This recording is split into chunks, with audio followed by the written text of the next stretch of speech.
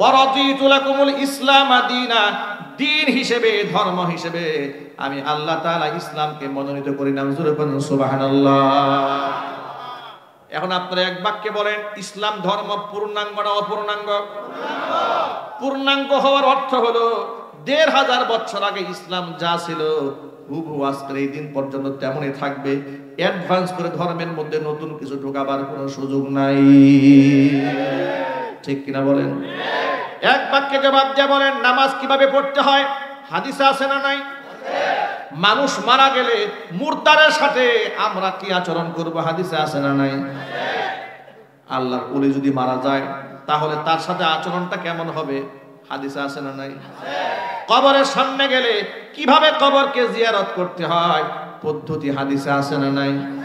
যদি আপনি আল্লাহর নবী সাল্লাল্লাহু আলাইহি ওয়াসাল্লামে রেখে যাওয়া সে আদর্শকে বাদ দিয়া মন গড়া আবেগ দিয়া কবরের সাথে মৃত ব্যক্তির সাথে এমন কোন আচরণ করেন যেটা ইসলামে নাই, ধর্মের নাম, এটাই হলো বিদআত। কথা বলেন ঠিক কিনা? এরা কবরগুলোকে সেজদার জায়গা বানিয়ে দিয়েছিল।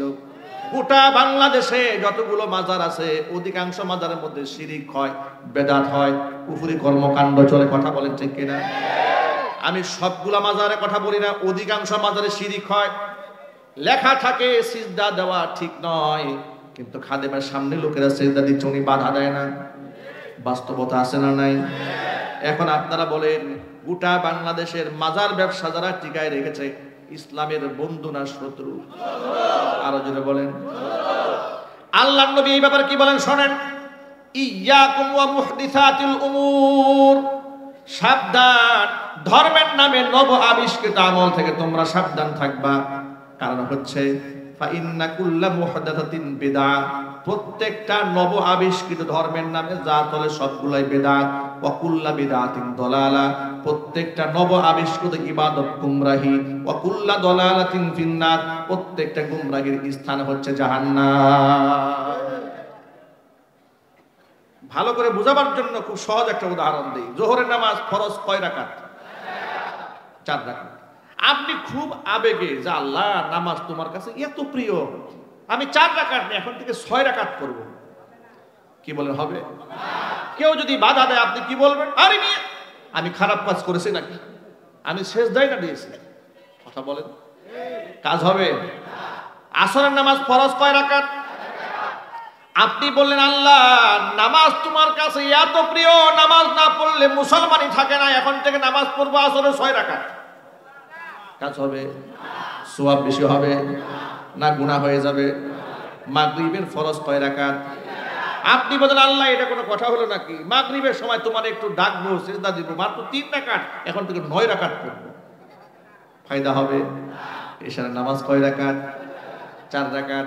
আপনি বলেন আল্লাহ রাতের বেলায় ঘুমাতে যাব, কিন্তু মাত্র 4 রাকাত নামাজ পড়ে ঘুমাতে যাব, তা হবে না, এখন থেকে কমপক্ষে 10 রাকাত পরে ঘুমাতে যাব, সেজদা বেশি হবে, আল্লাহ বেশি খুশি হয়ে যাবে, কি বলেন আপনারা?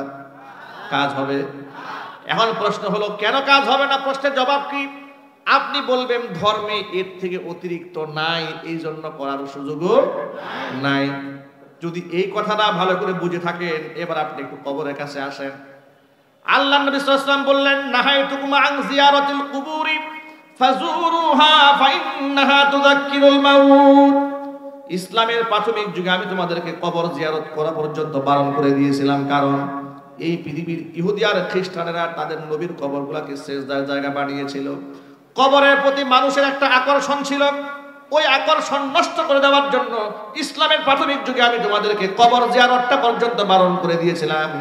এখন যখন উপলব্ধি করতে পারলাম যে তোমাদের অন্তরের মধ্যে কবর পুরুস্তি চলে গেছে, কবরের প্রতি শ্রদ্ধা, কবরের প্রতি শ্রদ্ধা দেওয়ার মতো মন মানসিকতা আর নাই, সুতরাং ফাজুরুহা, তোমরা এখন জিয়ারত করতে পারো। ফাইন্নাহা তুযাক্কিরুল মাউতা, কারণ কবর জিয়ারত মানুষকে মৃত্যুর কথা মনে করিয়ে দেয়। এবার আপনারা বলেন কবর জিয়ারত করা কি সুন্নাত? যদি বলেন কবর জিয়ারত করা কি, কিন্তু পূজা করা কি? আরো জোরে। আল্লাহর নবী সাল্লাল্লাহু আলাইহি ওয়াসাল্লামের কাছে কিছু সাহাবা একরাম আসলেন ইয়ামান থেকে সফর করে, এসে বলে ইয়া রাসূলুল্লাহ, ইয়া হাবিবাল্লাহ, আমরা আপনার কদমে সিজদা দিতে চাই, আপনি পারমিশন দেন। রাসূল বললেন কেন?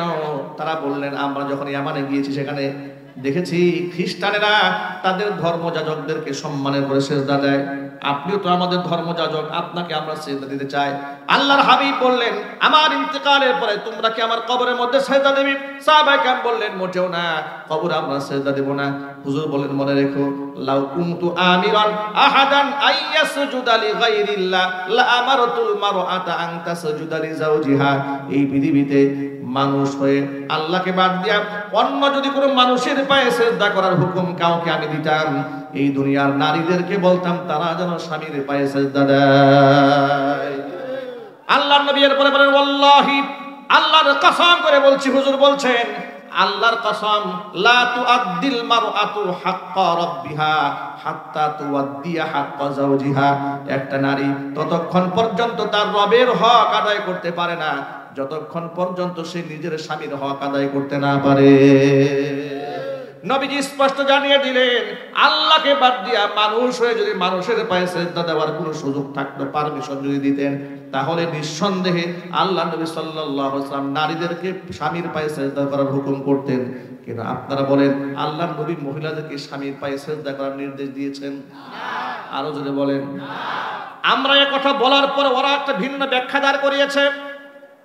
সেই ব্যাখ্যা হলো, তারা বলে আমরা যে পীরের পায়ে সেজদা দেই, মাজারে সেজদা দেই, এই সেজদা এটা আমরা ইবাদতের সেজদা দেই না, এটা আমরা তাজিমি সেজদা দেই, এটা সম্মানের সেজদা দেই। যে সম্মানের সেজদা ফেরেশতারা হযরত আদমকে দিয়েছিল। যুক্তি দাঁড় করায় বলে, এক পীর সাহেব তো বলতেছে, যদি গায়রুল্লাহকে সেজদা দেওয়া হারাম হয় আর শিরিক হয়, তাহলে আল্লাহ তাআলা নিজে প্রথম শিরিক করছেন। আরো জোরে কর নাউজুবিল্লাহ। বা আল্লাহ কেমনে শিরিক করাইলেন?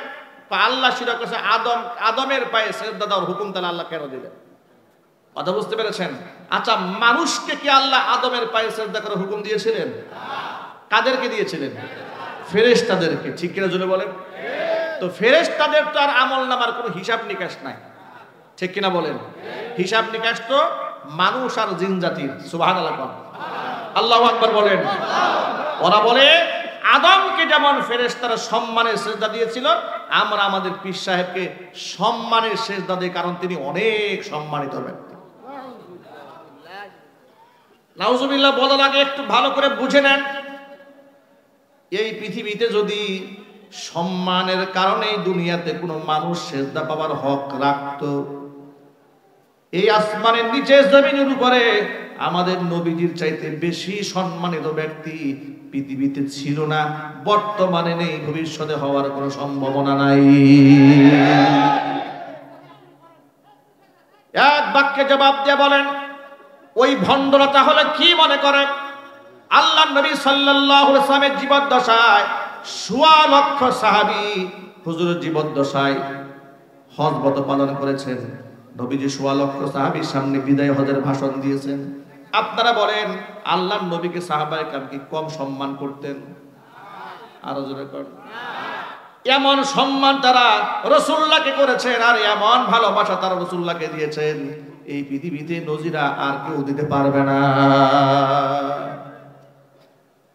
বদর প্রান্তরে আল্লাহর নবী তীর দিয়ে কাতার সোজা করছিলেন। মাত্র ৩১৩ জনের কাফেলা, তো রাসূল খুব টেনশন করছেন এই সাহাবীদেরকে নিয়ে। এই নিরস্ত্র ৩১৩ জন ১০০০ সশস্ত্র ক্যাডারদের সামনে দাঁড়িয়ে থাকবে কেন? খুব আশঙ্কার মধ্যে আছেন। সাহাবায়ে কেরাম তাকে আশ্বস্ত করলেন। আনসারী সাহাবী বলে উঠলেন দাঁড়িয়ে, হে রাসূল, আপনি আমাদেরকে নিয়ে টেনশন করছেন, আপনি নিশ্চিত থাকেন, আমরা আপনার পক্ষ হয়ে আপনার সাথে আল্লাহর পথে লড়ে যাব, ততক্ষণ আমাদের চোখের পাতা নড়বে যতক্ষণ। আপনি আমাদেরকে নিয়ে ঘাবড়াবেন না। আমরা মুসা কালিমুল্লাহর উম্মতের মতো বলবো না যে আপনি আর আপনার আল্লাহ গিয়ে যুদ্ধ করেন, এই ধরনের কথা আমরা বলবো না। চিৎকার দিয়ে বলেন সুবহানাল্লাহ। আল্লাহর নবী আশ্বস্ত হলেন, কাতার সোজা করতেছিলেন। হাতে ছিল একখানা তীর, তীরের আগা দিয়া সাওয়াদ রাদিয়াল্লাহু তাআলা আনহু, মদিনার একজন সাহাবী, তিনি অ্যাডভান্স হয়ে সামনে চলে এসেছিলেন। হুজুরের হাতে থাকা তীরখানা দিয়া পেটের মধ্যে গুতা দিয়ে বললেন, সাহাবীদের সামনে কেন আসলো, পিছনে যাও। সাওয়াদ রাদিয়াল্লাহু তাআলা আনহু পিছনে হটে গেলেন। পিছনে গিয়ে বলছে, ইয়া রাসূলুল্লাহ, আপনি যে তীরের আগা দিয়া আমার পেটের মধ্যে গুতা মেরেছেন, আমি কিন্তু খুব কষ্ট পেয়েছি, আমি কিন্তু ব্যথা পেয়েছি। আর কোরআনে কারীমের আয়াতের মধ্যে আছে ওয়াল জুরুহা কিসাস, কেউ যদি কাউকে আঘাত করে হুবহু সে আঘাতটা ফিরাই দিতে পারে। আর নবীজি আপনি যে আমাকে আঘাত করলেন আমি এর বদলা নিতে চাই, এই কথা বলতে না বলতে নবীজি সাল্লাল্লাহু আলাইহি সাল্লাম নিজের হাতে থাকা তীরখানা সাহাবীর হাতে ধরায় দিলেন, বদলা নাও। সাওয়াদ বলে, ইয়া রাসূলুল্লাহ, আপনি যখন আমার পেটের মধ্যে গুঁতো মেরেছিলেন তখন তো আমার গায়ের মধ্যে কোনো পোশাক ছিল না, কিন্তু আপনার গায়ের মধ্যে এখন চাদর আছে, চাদরটা আপনি খোলেন। সাথে সাথে নবী সাল্লাল্লাহু আলাইহি ওয়াসাল্লাম দেহ থেকে চাদরটা উন্মুক্ত করে দিলেন।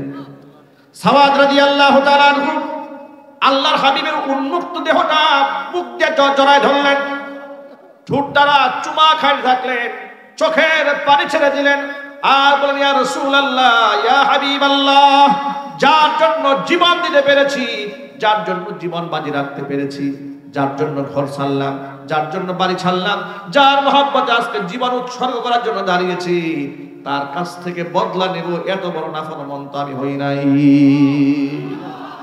নবীজি বললেন, সাহাবীরে কেন তুমি আচরণটা করলে? সাওয়াদ রাদিয়াল্লাহু তাআলা আনহু বলছেন, নবীজি মাত্র ৩১৩ জন নিরস্ত্র সদস্য আমরা, আমাদের চোখের সামনে আমাদের প্রতিপক্ষ ১০০০ সশস্ত্র, জানি না এই জিহাদের ময়দানে গাজী হয়ে বাড়ি ফিরতে পারবো নাকি, নাকি শাহাদাতের পেয়ালা পান করে পরকালে পাড়ি দেই। এটা জীবনের জন্য একটা সুযোগ মনে করে নিলাম, এটা একটা চান্স নিয়ে নিলাম, আপনার পবিত্র দেহের সাথে আমার দেহটা একটু আলিঙ্গন করাই নিলাম, যাতে করে আপনার পবিত্র বেগুনা মাসুম দেহের সাথে আমি আদনা মানুষের দেহটা লেগে এই দেহটা ধন্য হয়ে যায়। এত মুহাব্বত সাহাবায়ে কেরাম রাদিয়াল্লাহু তাআলা আনহুম করেছেন নবীজি সাল্লাল্লাহু আলাইহি সাল্লামকে, যে ভালোবাসার কোনো নজিরা নাই। এমন ভালোবাসা আবু বকর সিদ্দিক রাদিয়াল্লাহু তাআলা আনহু সাওর পর্বতের গুহার মধ্যে দিয়েছেন। নবীজি সাল্লাল্লাহু আলাইহি সাল্লামকে উরুর মধ্যে শোয়াই দিয়া ঘুম পাড়িয়ে দিয়েছেন। নবীজির দেহ ছিল বড় ক্লান্ত পরিশ্রান্ত, ছোট্ট ছোট্ট গর্ত ছিল গুহার ভেতরে, নিজের গায়ের জামাগুলা ছিঁড়ে ছিঁড়ে ছিদ্রগুলো বন্ধ করে দিয়েছিলেন। পায়ের কাছে একটা ছোট্ট গর্ত ছিল, এটা তিনি আটকাতে পারলেন না, নিজের পায়ের গোড়ালি দিয়ে চাপ দিয়ে ধরে রাখলেন। পাহাড়িয়া বিষধর সাপ এসে আবু বকর সিদ্দিক রাদিয়াল্লাহু তাআলা আনহুর পায়ের মধ্যে দংশন করে দিয়েছে। ব্যথার যন্ত্রণায় হযরত আবু বকর সিদ্দিক রাদিয়াল্লাহু তাআলা আনহু কাতর হয়ে গেলেন, চোখ থেকে পানি ঝরছিল। চোখের পানি যখন রাসূলের চেহারার উপর পড়েছে, আল্লাহর হাবিবের ঘুম ভেঙে যায়। তাকায় দেখেন আবু বকর কান্দি। জিজ্ঞেস করেন, আবু বকর কেন কান্না করছেন? আপনার সন্তানের কথা মনে পড়েছে, পরিবারের সদস্যদের কথা মনে পড়েছে। আবু বকর বলেন, নবীজি যেদিন থেকে আপনার উপর ঈমান এনেছি, আল্লাহর উপর ঈমান এনেছি, কসম এই পৃথিবীতে তামাম পৃথিবীর সকল কিছু চাইতে আপনার এবং আল্লাহর মহব্বত অন্তরে বেশি। কেন কান্দেন তাহলে? বিষধর সাপ পায়ে দংশন করেছে। আল্লাহ হাবিব সাল্লাল্লাহু আলাইহি ওয়াসাল্লাম পাটা বার করলেন, মুখ থেকে লালা একটু বের করে পায়ের মধ্যে লাগাই দিলেন। আবু বকর বলছেন, নবীজির লালা মুবারক পায়ের মধ্যে দেওয়ার সাথে সাথে বিষধর সাপে কাটার যন্ত্রণা মুহূর্তের মধ্যে পানি হয়ে যায়। জিজ্ঞেস করলেন, আবু বকর সাপে আপনাকে দংশন করেছে, ডাক দিলেন না কেন আমাকে? কেন কান্না করছেন? আবু বকর বলছেন, নবীজি আল্লাহর হাবিব আমার উরুর মধ্যে মাথা আর আরাম ফরমাচ্ছেন, ঘুমাচ্ছেন, আমি যদি তাকে ডাক দেই ঘুমে ডিস্টার্ব হবে, রাসূলুল্লাহর কষ্ট হবে, এই কথা চিন্তা করে আপনাকে ডাক দেই নাই। ও নবীজি আপনাকে কেমনে ডাক দেব যদি আজকে আমার এই সাপে কাটার যন্ত্রণায় যদি কষ্ট সহ্য করতে করতে আমি মরেও যেতাম, আল্লাহর নবী আরাম ফরমাচ্ছেন, আরামে ডিস্টার্ব দিতে পারতাম না। ভাইরা আমার, আল্লাহর নবীর জন্য জীবন বাজি রাখতে রাজি আছেন কারা কারা? দু হাত দেখতে চাই। আল্লাহ যেন কবুল করে নেন, জোরে করে আল্লাহুম্মা আমিন। হাত নামান। আমি এই রকম সাহাবীদের ঘটনা একটি একটি করে যদি আমরা সারা রাত বলি শেষ হবে না। আবু বকর কেমন ভালোবেসেছেন, হযরত উসমান গনি কেমন ভালোবেসেছেন, হযরত আলী কাররামাল্লাহু ওয়াজহা কেমন ভালোবেসেছেন, হযরত আবু তালহা রাদিয়াল্লাহু তাআলা আনহু কত ভালোবেসেছেন। এরকম নজিরা একটা একটা বলে সারা রাত বললেও শেষ হবে না। শুধু আপনাদেরকে সবক শোনাতে চাই, বুঝাতে চাই, এক বাক্যে জবাব দিবেন, নবীজি সাল্লাল্লাহু আলাইহি সাল্লামকে সাহাবায়ে কি কম ভালোবাসতেন? কম সম্মান করতেন? এত ভালোবাসা, এত সম্মান তারা দিয়েছেন যে পৃথিবীতে এমন ভালোবাসার তুলনায় হয় না, এমন সম্মানের কোনো তুলনায় হয় না। সাহাবায়ে কেরাম রাদিয়াল্লাহু তাআলা আনহুম আজমাইন, আল্লাহর নবী ওযু করলে সাহাবায়ে কেরাম বরকতের জন্য সেই ওযুর পানিখানা মাটি সহ গায়ের সাথে জড়ায় নিতেন। এমন মোহাব্বত করার পরে জীবনে সেজদা দিয়েছেন? এটা যদি বলতে হবে কি মনে হয়, তিনি যদি মানুষ হয়ে মানুষের কাছ থেকে সেজদা পাওয়ার হক পৃথিবীতে কারো থাকতো, নিঃসন্দেহে সেই হক মুহাম্মদ রাসূলুল্লাহ থাকতো। কিন্তু সেই রাসূলুল্লাহ সম্মানে সেজদা গ্রহণ করেন নাই, তোমার ল্যাংটা পীরে সেজদা নেয়। কথা বলেন ঠিক কিনা বলেন? তোমার গাজা পীরে সেজদা নেয়, ঢুল তবলা বাজাও আর বলো আমরা মারিফতের গান গাই।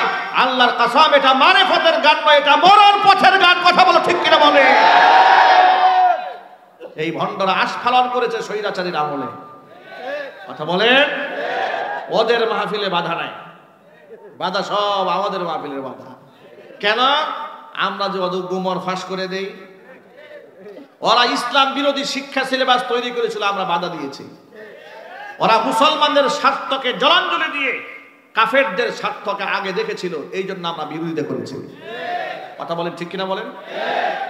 ওরা নিরীহ নিষ্পাপ আলেমদেরকে গ্রেফতার করে পাশবিক নির্যাতন করেছিল।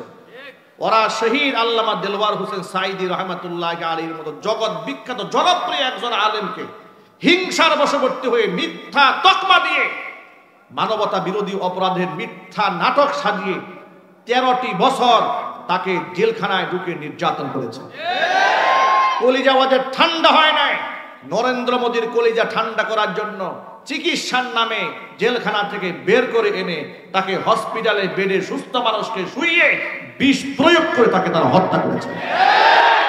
সময় এসেছে, এক একজন আলেমকে তোমরা যেভাবে কষ্ট দিয়েছো, যেভাবে তোমরা ঘর ছাড়া করেছো, যেভাবে তোমরা বাড়ি ছাড়া করেছো, যেভাবে তোমরা মানবতা বিরোধী অপরাধ করেছো, ইনশাআল্লাহ বাংলার মাটিতে তোমাদের তৈরি করা ট্রাইব্যুনালে তোমাদের স্বচ্ছ বিচার হবে এবং গোটা দুনিয়াবাসী ইতিহাস তাকিয়ে দেখবে। রাজি আছে যারা? দোহার দেখতে চায়।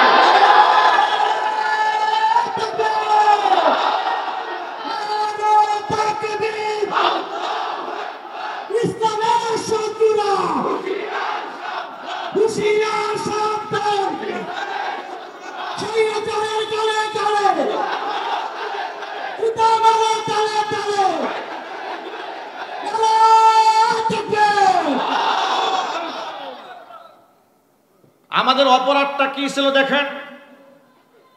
বোটবাজার কেন্দ্রীয় জামি মসজিদে ওরা নামাজ পড়তে গেল। আমি জুমার বয়ানে বললাম যে ভাই, ভাস্কর্যের নামে মূর্তি ইসলাম সমর্থন করে না। ওই যে ধুলাই খালে বড় মূর্তি নিয়ে আন্দোলন চলছে, ওরা বিদেশ থেকে চায়না থেকে মূর্তি নিয়ে আসবে মুসলমানদের টাকায়। কি শখ! 4000 কোটি টাকার মূর্তি শুধু রাস্তায় বানাইছে। এই টাকাগুলো কি ওদের বাপ দাদার কামাই করা টাকা? কথা বলে না ভাই? এটা আমাদের গরিবের টাকা, এই দেশের মানুষের টাকা। তারা যেভাবে খুশি সেভাবে তাসাররুফ করেছে, শরীয়ত বিরোধী কাজ করেছে। রাস্তায় রাস্তায় ভাস্কর্যের নামে মূর্তি বানাচ্ছে, আমরা নিষেধ করেছি। বলেছিলাম, ভালো কথাই বলেছিলাম যে ভাই, মৃত ব্যক্তিদের নামে মূর্তি না বানিয়ে আপনারা মসজিদ বানান, এতিমখানা করেন, দুস্থ দরিদ্র অসহায় মানুষের জন্য হসপিটাল করে, বিনা চিকিৎসায় মানুষ মারা যাচ্ছে, ফ্রি চিকিৎসা দিন, সৎকায় জারিয়া হবে। কথা আমলে নেয় না, কারণ মসজিদ মাদ্রাসা করলে তো ভারতের ঠাকুর আবার নারাজ হয়ে যাবে। ঠিক কিনা বলেন? গুরু ঠাকুর যেন নারাজ না হয়। ওরা না বলেছে স্বামী স্ত্রীর সম্পর্ক? কোন হুজুর বলছে নাকি? ওরা নিজেরা বলেছে ভারতের সাথে আমাদের স্বামী স্ত্রীর সম্পর্ক। আমাদের উন্নয়ন ভারতের উন্নয়ন, ভারতের উন্নয়ন আমাদের উন্নয়ন। বলে নাই? চিল্লায় বলেন, বলে নাই? আমার খুব জানতে ইচ্ছা করে স্বামী স্ত্রীর সম্পর্কে যে তোমরা যে বললে, স্বামীকে স্ত্রীকে খোঁজ খবর নিয়ে দেখা গেল পাত্রী তো এই পক্ষের, পাত্র তো ওই পক্ষের। ঠিক কিনা বলেন? ওরা ইদানিং আবার ওই যে আপনার এক বানর সাংবাদিককে লেলিয়ে দিয়েছে। ঠিক না ভাই? বানর সাংবাদিক, এর লাফের কাছে বানর ওঠে। ওই যে ওরা বইয়ের মধ্যে লিখেছিল না, আপনার বিবর্তনবাদ, ডারউইনের মতবাদ। বানর থেকে যদি কোনো মানুষ হয়ে থাকে যুক্তির আলোকে মেনে নেই, এটা মনে হয় তাদেরই বংশধর। এরকম লাফালাফি করে কেমনে? এত মিথ্যা কথা এত সাজিয়ে গুছিয়ে বলে কেমনে ওরা? পাকিস্তান থেকে পেঁয়াজ আসতেছে বাংলাদেশে জাহাজে, ওরা কি প্রচার করে জানে? জাহাজে পেঁয়াজ আসে নাই, জাহাজে বোমা আসছে, মিসাইল আসছে। আমাদের বাংলাদেশের যশোরে ককশিট দিয়ে বাচ্চারা আপনার AK-47 বানিয়েছে, ককশিট দিয়ে। যেমন খুশি তেমন সাজো একটা অনুষ্ঠানে। ককশিটের বানানো AK-47 দেখে ওরা পায়খানা করে দিচ্ছে। আমি অবাক হয়ে গেলাম। ওদের দেশের প্রথম সারির মিডিয়াতে প্রতিবাদ জানিয়েছে বাংলাদেশের যুবকদের হাতে AK-47 কেন? আরে বাবা, যেমন খুশি তেমন সাজো। ওরা সেজেছে, ওরা সিরিয়ার মুজাহিদদের সুরত ধারণ করেছে, ওরা আফগান মুজাহিদদের সুরত ধারণ করেছে, ওরা ফিলিস্তিনের মুজাহিদদের সুরত ধারণ করেছে।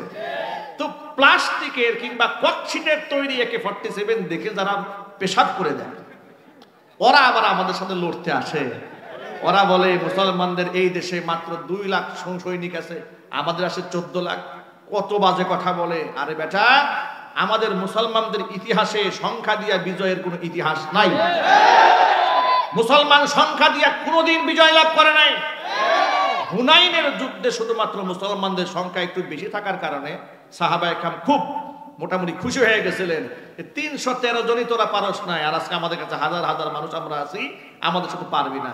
কোরআন বলেছে কদ আজাবাতকুম কাসরাতুকুম, তোমাদের আধিক্য তোমাদেরকে মুগ্ধ করে ফেলেছিল। এই জন্য সাহাবায়ে কেরাম মাইরটা খেয়েছিল মারাত্মক। কারণ কোনদিন মুসলমান অস্ত্রের উপর তাওয়াক্কুল করবে না, মুসলমান সংখ্যার উপর তাওয়াক্কুল করবে না, মুসলমান 2 লাখ 1 লাখ সেনাবাহিনীর উপর তাওয়াক্কুল করবে না। মুসলমান কুফফারদের বিরুদ্ধে লড়তে হলে তাওয়াক্কুল হবে কার উপরে? আল্লাহর উপরে। সুতরাং ককশিট দেখেই তোমরা ভয় পাও, আমরা যেদিন অস্ত্র ধারণ করবো সেদিন তোমাদের অবস্থা হবে কি? হ্যাঁ, মদ পান করা জাতি দুধ পান করা জাতিকে থ্রেট দেয়। কথা বলেন ঠিক কিনা বলেন? গোমূত্র পান করা জাতি গরুর দুধ পান করা জাতিকে থ্রেট দেয়, ভয় দেখায়। ককশিট দেখেই তোমাদের পায়খানা শুরু হয়ে গেছে। আসল অস্ত্র ধারণ এই যুবকেরা ইনশাআল্লাহ করবে এই রাষ্ট্রের স্বার্থে, দ্বীনের স্বার্থে।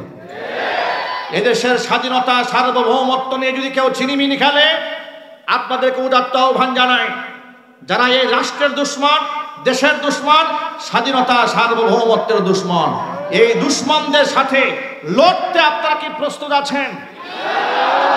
ইসলামের শত্রুদের সাথে আপনারা কি লড়তে প্রস্তুত আছেন? আল্লাহ পাক সকলকে কবুল করে, জোরে করে আমিন। হাত নামান। ভাইরা আমার, যে কথা বলতে চেয়েছিলাম, নবী করিম সাল্লাল্লাহু আলাইহি ওয়াসাল্লাম পৃথিবীতে সর্বাধিক সম্মানিত। তিনি সেজদা গ্রহণ করেননি, সাহাবায়ে কেরাম সেজদা দেননি। তাহলে কোথাকার কোন ন্যাংটা পীর, কোথাকার কোন পাগলা পীর আছে না নাই? সেজদা দেওয়া হালাল না হারাম?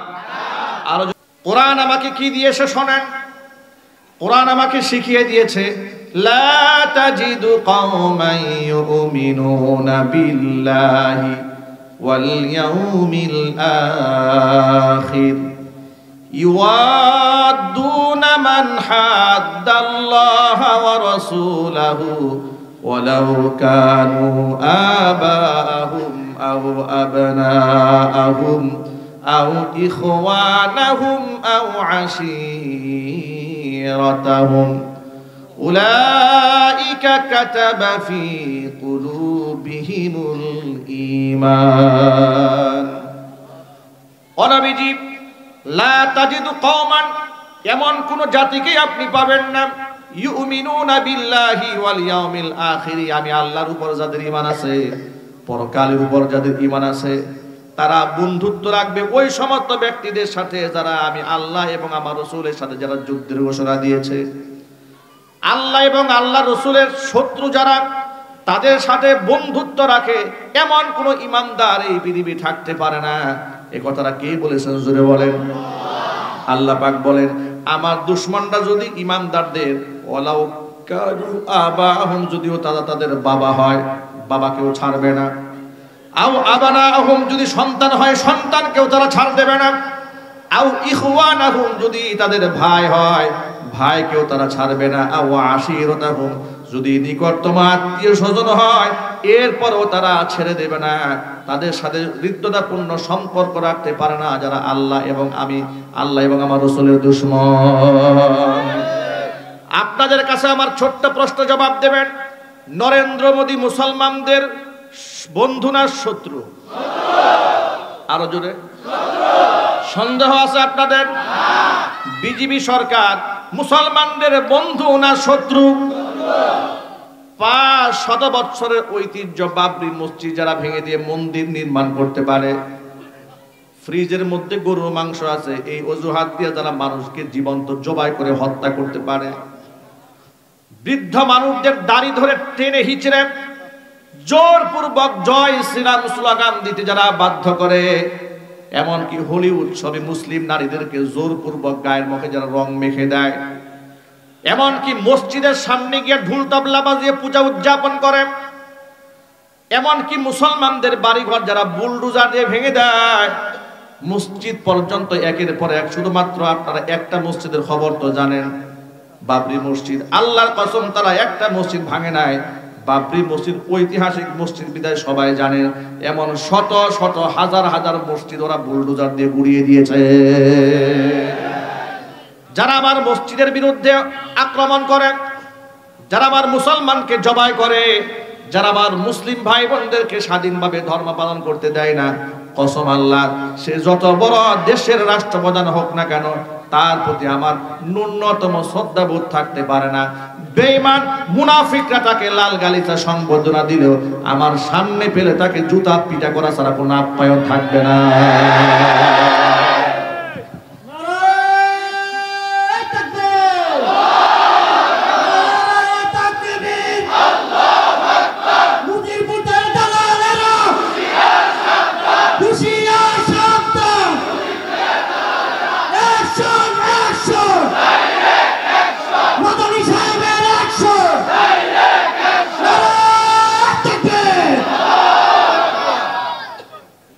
আমি এই বিষয় নিয়ে আপনাদেরকে সাথে নিয়ে আপনাদের নিশ্চয়ই ভুলে যাওয়ার কথা নয়।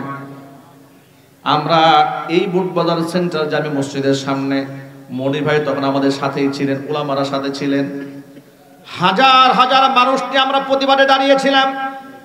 বাইতুল মুকাররমে অসংখ্য মুসলমানকে নামাজরত অবস্থায় তৎকালীন যুগের তাদের পালিত প্রশাসনের কুকুরেরা গুলি করে আমার নামাজি ভাইদেরকে শহীদ করেছিল। কথা বলেন ঠিক কিনা? আমাদের হৃদয়টাকে ক্ষত বিক্ষত করে দিয়েছিল। আমরা নরেন্দ্র মোদীর প্রতিবাদ কেন জানালাম? কলিজায় তাদের আগুন লেগেছে, কারণ নরেন্দ্র মোদীর সাথে এত তাদের প্রেম ছিল। তারা এত প্রেম করেছে শুধুমাত্র এই জন্য যাদের সারা জীবন সে সাপোর্ট দিয়ে তারা ক্ষমতায় টিকায় রাখে। কিন্তু গোটা জাতি বিশ্ববাসীর কাছে আবারও প্রমাণিত হয়ে গেছে আল্লাহ পাকের কোরআন মাজিদের আয়াত, কুলিল্লাহুম্মা মালিকাল মুলকি তুতিল মুলকা মান তাশাউ ওয়া তানজিউল মুলকা মিম্মান তাশাউ ওয়া তুইজ্জু মান তাশাউ ওয়া তুযিল্লু মান তাশাউ বিয়াদিকাল খায়র ইন্নাকা আলা কুল্লি শাইইন কাদির। এক বাক্যে জবাব দিয়ে বলেন তো, রাজত্বের মালিক কে? আল্লাহ। ইজ্জতের মালিক কে? আল্লাহ। ক্ষমতা দেওয়ার মালিক কে? আল্লাহ। ক্ষমতা ছিনায় নেওয়ার মালিক কে? আল্লাহ। এই কথাটা ওরা ভুলে গিয়েছিল। ওরা মনে করেছিল ক্ষমতায় রাখার মালিক নরেন্দ্র মোদী। কথা কোন ঠিক কিনা? এই জন্য আল্লাহর সাথে নাফরমানি করেছে, অগণিত মানুষদেরকে ওরা হত্যা করেছে, অসংখ্য আলেমদেরকে বিনা অপরাধে বছরের পর বছর জামিন অযোগ্য অপরাধী বানায়া ফাঁসির দণ্ডে দণ্ডিত আসামিদের সাথে রেখেছে। ফাঁসির কন্ডেম সেলে আলেমদেরকে রেখেছে যাদের কোনো গুনাহ ছিল না, রাষ্ট্রদ্রোহিতা বলতে কিছুই তারা করে নাই। কিন্তু যারা চোর ডাকাত বদমাশ যারা, তাদেরকে ওরা ছেড়ে দিয়েছিল। আল্লাহ পাকের লানত ওদের উপর এমন ভাবে বর্ষিত হয়েছে, একসাথে একদিনে গোটা দেশের প্রধানমন্ত্রী থেকে শুরু করে একেবারে তার লেভেলের যারা আছে, যতগুলো মন্ত্রী আছে, এমপি আছে, একসাথে পালায়া যায়, এমন ইতিহাস বোধহয় পৃথিবীতে বাংলাদেশ ছাড়া অন্য কোথাও হয় নাই। আপনারাই রুখে দাঁড়িয়েছিলেন, আমরাই রুখে দাঁড়িয়েছিলাম। বিগত 16 বছর আমরা ধর্মীয় দৃষ্টিকোণ থেকে স্বৈরাচারীর সমালোচনা করেছিলাম, স্বার্থ সিদ্ধির জন্য করিনি, রাজনৈতিক ফায়দা হাসিল করার জন্য আমরা কিছুই করিনি। যা করেছি আল্লাহর জন্য করেছি, কোরআনের জন্য করেছি, রাসূলের জন্য করেছি। কোনদিন বলে নাই আমাদেরকে এমপি বানান, মন্ত্রী বানান। যা বলেছি আল্লাহর জন্য বলেছি। ওদের বরদাস্ত হয় নাই, আমাদেরকে মাইনাস করে ওরা তাহিরিদেরকে দিয়ে টিকে থাকতে চাইছিল। কথা বলে না কেন? ওরা যখন দেখছে মাঠে, ওরা চিন্তা করলো মাদানী হুজুরকে মাইনাস করে দিছি, অমুক হুজুরে মাইনাস করছি, এখন একটা বাউল দরকার। আওয়াজ নাই আপনাদের? এটা আলেম না বাউল? মমতাজও এতগুলো গান জানে না যতগুলো গান তেহারি জানে। এ কথা কি সত্য না অসত্য? ওয়াজের মঞ্চটাকে নাপাক বানিয়ে ফেলেছে। আপনি বলবেন হুজুর আপনি ওর উপর এত খেপা কেন? খেপা এই জন্য, তারা স্বৈরাচারীর তাবেদারি করে হকপন্থী আলেমদের বিরুদ্ধে সারা জীবন কথা বলেছে। ঠিক কিনা বলেন? খেপা যে কেন, এর একটা হাদিস থেকে দলিল শোনায় আপনাদেরকে। আল হুব্বু ফিল্লাহ ওয়াল বুগযু ফিল্লাহ। কাউকে ভালোবাসবেন তো আল্লাহর জন্য ভাসবেন, কাউকে যদি ঘৃণা করেন সেটা আল্লাহর জন্যই ঘৃণা করেন। ধর্মের নামে অধর্ম গোটা বাংলাদেশে যারা প্রচার করেছে, এদের মধ্যে সে অন্যতম। হাদিস শরীফে এসেছে, মান ওয়াক্কারা সাহিবা বিদআতিন ফাকাদ আআনা আলা হাদমিল ইসলাম। কোন ব্যক্তি যদি কোনো বেদাতিকে সম্মান করে, সেই ব্যক্তি ইসলাম ধ্বংসের কাজে সাহায্য করে। খারাপ লাগতেছে আপনাদের কাছে? কোরআন মাজিদের মধ্যে আল্লাহ পাক বলেছেন, আল ইয়াউমা আকমালতু লাকুম দীনাকুম ওয়া আতমামতু আলাইকুম নি'মাতি ওয়া রাদিতু লাকুমুল ইসলাম দীনা। আজকের এই দিনে আমি আল্লাহ তাআলা তোমাদের জন্য তোমাদের দিনকে পূর্ণ করে দিলাম, আমার নিয়ামতকে তোমাদের জন্য পূর্ণ করে দিলাম।